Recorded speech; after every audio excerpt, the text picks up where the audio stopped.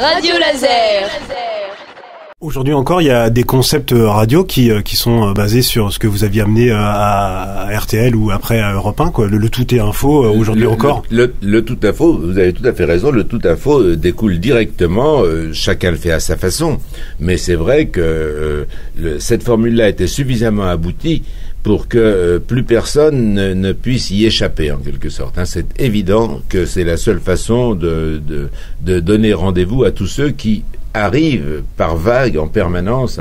Il y avait l'une des grandes découvertes que j'ai faites au tout début, c'était ce qui m'intéressait, c'était de savoir à qui on s'adressait.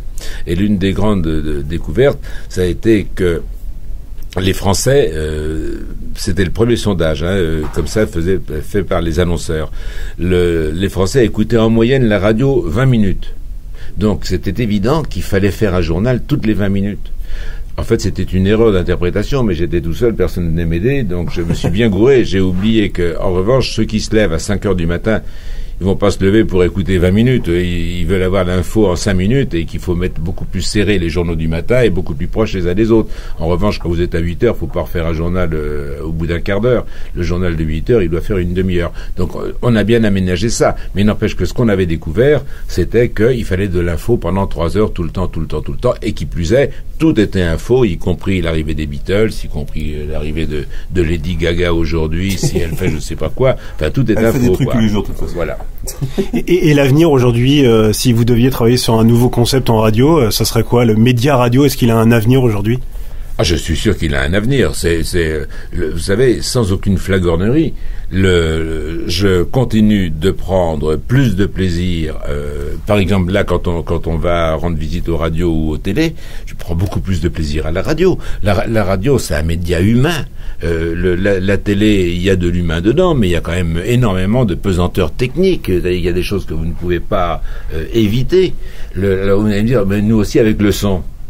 Le son, c'est probablement à la télé, effectivement, aussi ce qu'il y a de plus délicat. Moi, j'ai vu des émissions de télé comme La Tête et les Jambes, puisque j'ai fait aussi La Tête et les Jambes. J'ai vu des émissions de télé en direct, annulées au dernier moment, parce qu'on n'a jamais été capable de trouver la sifflante qu'il y avait sur le son. Mais il n'empêche que si le son est important aussi en télé, en radio, il n'y a que le son. Donc c'est quand même hyper léger à côté de tout ce qu'on va avoir à la télé, où il faut qu'il y ait quelqu'un derrière chaque caméra, il faut qu'il y ait une régie énorme derrière. Non, la radio, c'est un média. Comment voulez-vous supprimer la radio demain? La plupart des gens des reporters et des envoyés spéciaux aujourd'hui, c'est vrai que la télé a beaucoup gagné là-dessus, puisqu'on peut, d'un bout à l'autre au monde, envoyer très vite et pratiquement instantanément les trucs. Mais il n'empêche que ça sera toujours 5 minutes après la radio.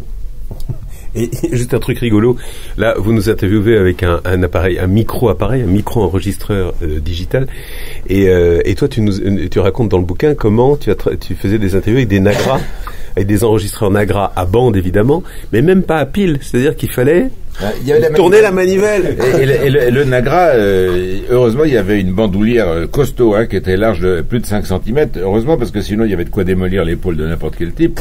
Et autant que je me souvienne, je crois pas me gourer. Ça faisait plusieurs kilos, ça j'en suis sûr, mais je suis incapable de dire si c'était 2,5 kg ou 4,5 kg. Ah non, c'est certainement plus. C'était 4,5 kg, quoi. Donc c'était énorme. Mais surtout, il n'y avait pas de pile. et donc il y avait des batteries rechargeables, mais rechargeables pas du tout en les branchant sur le courant, en tournant la manivelle. Donc le reporter, en même temps qu'il posait ses questions, devait tourner la manivelle. Moi, quand j'ai commencé au matin, il y avait pas de Nagra, je prenais le boulot des autres. Donc c'est pour dire que quand je me suis viandé, moi c'est l'année suivante, quand je suis passé à la journée, quelques mois seulement, pour me montrer comment on faisait l'info. Ça m'intéressait bien pour nous au matin, c'était fait évidemment dans la journée. Ils m'ont envoyé voir un notaire, je m'en souviens encore, qui devait expliquer pourquoi les prix étaient en train de monter, j'imagine. Et donc il a fait une longue démonstration. Si j'insiste sur sa longue démonstration, c'est qu'elle a été trop longue pour le nouvel intervieweur que j'étais, qui écoutait attentivement tout ce qu'il disait, mais n'a pas oublié de tourner la manivelle. Et donc, quand il a eu fini sa démo, il venait d'expliquer comment le prix avait évolué, etc. On ne l'a jamais entendu, puisque au fur et à mesure, il avait une voix de plus en plus châtrée, et à la fin, il n'en avait plus du tout. Et quand je suis arrivé, j'étais la risée de toute la rédac, mais j'ai jamais recommencé. Hein. Après, je tournais à la manivelle. Et très peu de temps après, on a eu un agra avec des piles. Avec des piles, c'était quand même un événement majeur. Non, mais c'est pour dire que tout ça, ça a l'air incroyable, mais ça n'était jamais qu'en 1964. Et pour finir, moi j'aime bien en général poser, donc la dernière question, c'est de demander aux artistes de se mettre dans la peau d'un journaliste et de se poser une question auquel on pense jamais, nous les journalistes. Là c'est un peu difficile parce que vous l'avez fait souvent, mais peut-être est-ce que Philippe Gildas peut poser une question à Philippe le prêtre ou inversement et puis y répondre? Est-ce que tu regrettes vraiment aujourd'hui de ne pas avoir été professeur comme tu rêvais de l'être?